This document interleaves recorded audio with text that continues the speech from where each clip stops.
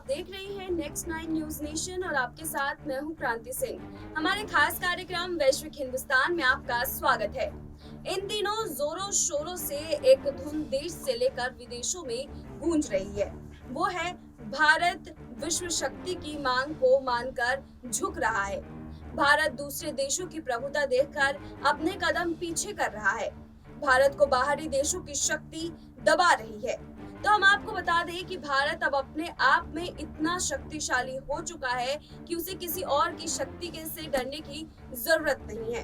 भारत इन दिनों सिर्फ शक्तिशाली बनने की राह पर ही नहीं बल्कि भारत इन दिनों आत्मनिर्भर बनने की भी राह पर अग्रसर है और इसी वजह से भारत शक्तिशाली देशों के सामने न झुक रहा है और न ही उनकी मांगों को मान रहा है, बल्कि विश्व की बड़ी शक्तियां भारत की मांग मान रही है। चलिए इस रिपोर्ट के माध्यम से पूरे वाक्यांश को समझते हैं। देखिए हमारी ये स्पेशल रिपोर्ट। विश्व में बढ़ा भारत का प्रभुत्व।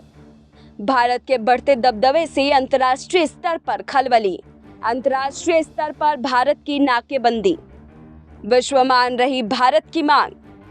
भारत पर नहीं लगेगा अब वीटो। अब भारत पर प्रतिबंध लगाना वीटो देशों के लिए हुआ मुश्किल। विदेश मंत्री ने बताया भारत के प्रभुत्व का आयाम। अभी हाल ही में भारत से एक मुद्दा उठा, नुपुर शर्मा का।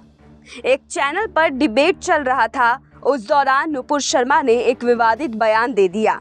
उसके बाद ये बयान नहीं रहा और इस मसले का फैलाव विश्व स्तर तक पहुंच गया, जिसके बाद कई इस्लामिक कंट्रीज ने भारत का विरोध जताया।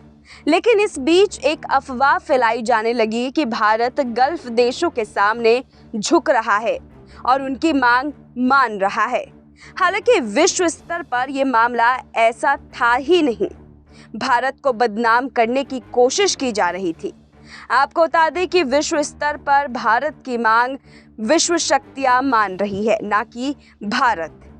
चलिए अब आपको समझाते हैं कि आखिर विश्व शक्तियां भारत की मांग कैसे मान रही है। दरअसल विदेश मंत्री एस जयशंकर के बयान के मुताबिक भारत अंतर्राष्ट्रीय संबंधों में अपने विकल्प या पसंद पर किसी को वीटो लगाने का अधिकार नहीं देगा। देश अब पुरानी झिझक से भी उभर चुका है।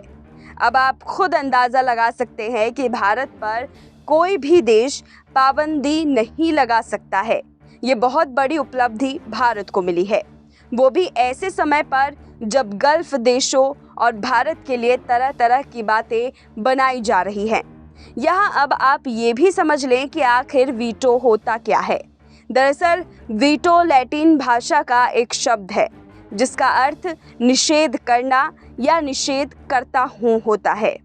इसका ये मतलब है कि अगर किसी प्रस्ताव के पक्ष में वीटो पावर पाए हुए सभी देश एकमत हो पर कोई एक देश प्रस्ताव के पक्ष में नहीं है तो वो देश अपनी पावर का इस्तेमाल करके उस प्रस्ताव को नकार सकता है। आपको बता दें कि संयुक्त राष्ट्र सुरक्षा परिषद में 5 देशों के पास वीटो पावर है, जिनका नाम अमेरिका, ब्रिटेन, फ्रांस, चीन और रूस है। सुरक्षा परिषद में किसी भी प्रस्ताव को पास करवाने के लिए 5 परमानेंट मेंबर का ये सपोर्ट करना ज़रूरी होता है। यदि कोई भी एक देश इसके खिलाफ वीटो का इस्तेमाल करता है तो उस प्रस्ताव को उसी वक्त रद्द कर दिया जाता है।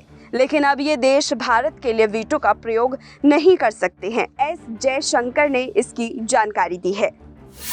आपको बता दें कि विदेश मंत्री ने नरेंद्र मोदी सरकार के 8 वर्ष पूरे होने के उपलक्ष्य में विदेश मंत्रालय की ओर से आयोजित एक विशेष कार्यक्रम में नई दिल्ली स्थित विदेशी राजदूतों और राजनयिकों को संबोधित किया। कार्यक्रम में विदेश मंत्रालय के कामकाज और अंतर्राष्ट्रीय घटनाक्रम में भारत की भूमिका के बारे में एक पुस्तक का विमोचन भी किया गया। जयशंकर ने विदेशी राजनयिकों को मोदी सरकार द्वारा अपनाई गई विदेश नीति के विभिन्न पहलुओं के बारे में जानकारी दी। वहीं इस दौरान चीन का नाम लिए बिना जयशंकर ने कहा कि देश की सीमाओं की सुरक्षा को सरकार बहुत महत्व देती है। हम सीमा पर यथास्थिति को एक तरफा तौर पर बदलने के किसी प्रयास को बर्दाश्त नहीं कर सकते। उन्होंने कहा कि पहले से तय तौर तरीकों और सहमति का उल्लंघन होने पर भारत उपयुक्त रवैया अपनाएगा। सुरक्षा का मामला आने पर देश की भलाई के लिए जरूरी सभी कदम उठाए जाएंगे। विदेश मंत्री ने आगे कहा कि भारत अपने भरोसेमंद साझेदारों के योगदान को मान्यता देता है, जिन्होंने देश को सुरक्षित बनाए रखने में मदद दी है। उन्होंने कहा कि आतंकवाद भारत की सुरक्षा के लिए बड़ा खतरा है। कूटनीति के माध्यम से भारत ने इस चुनौती का सामना किया है, साथ ही आतंकवाद और उसे समर्थन देने वाले तत्वों को नकारा और नाकाम बनाने का अभियान चलाया है। आपको बता दें कि भारत की सुरक्षा व्यवस्था भी पहले के मुकाबले और बेहतर हो गई है, जिसके बारे में जानकारी देते हुए विदेश मंत्री जयशंकर ने कहा कि भारत जैसे देश को अपनी सुरक्षा के संबंध में व्यापक रवैया अपनाने की जरूरत है। अतीत में वैश्वीकरण के प्रवाह में हमने आंतरिक ताकत को बढ़ाने के संबंध में ताही बरती है। इसी कमी को दूर करने के लिए आत्मनिर्भर भारत का अभियान शुरू किया गया है। हम निश्चित रूप से मेक इन इंडिया की नीति पर चल रहे हैं। ऐसा करते समय हम दुनिया के साथ मिलकर और दुनिया के लिए निर्माण कर रहे हैं।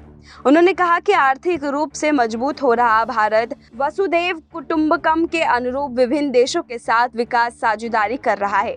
विदेश मंत्री ने कहा कि कोरोना महामारी और यूक्रेन संघर्ष के कारण आर्थिक गतिविधियां और उनके आपूर्ति श्रृंखला प्रभावित हुई है। उन्होंने कहा कि दुनिया आज ऊर्जा, खाद्यान्न और उर्वरकों की कीमतों में बढ़ोतरी की चुनौती का सामना कर रहा है। गरीब और विकासशील देश इससे मुख्य रूप से प्रभावित हुए हैं। उन्होंने यूक्रेन संकट का समाधान के लिए कूटनीति के रास्ते पर लौटने पर जोर दिया है। उन्होंने विदेश नीति के संबंध में भी प्रधानमंत्री नरेंद्र मोदी के सबका साथ, सबका विकास और सबका प्रयास मंत्र को दोहराया है। विदेश मंत्री ने कहा कि भारत में परमाणु ऊर्जा उद्योग से जुड़ी एक अवसंरचना है और हम स्वाभाविक रूप से न्यूक्लियर सप्लायर ग्रुप से जुड़ना चाहते हैं। चीन का नाम लिए बिना उन्होंने कहा कि एनएसजी की सदस्यता में राजनीतिक कारणों से बाधा डालने का प्रयास किया जा रहा है और ये दुनिया के हित में नहीं है। विश्व स्तर पर भारत की ताकत बढ़ रही है और ये ताकत बहुत जल्द भारत को संयुक्त राष्ट्र बनाएगा।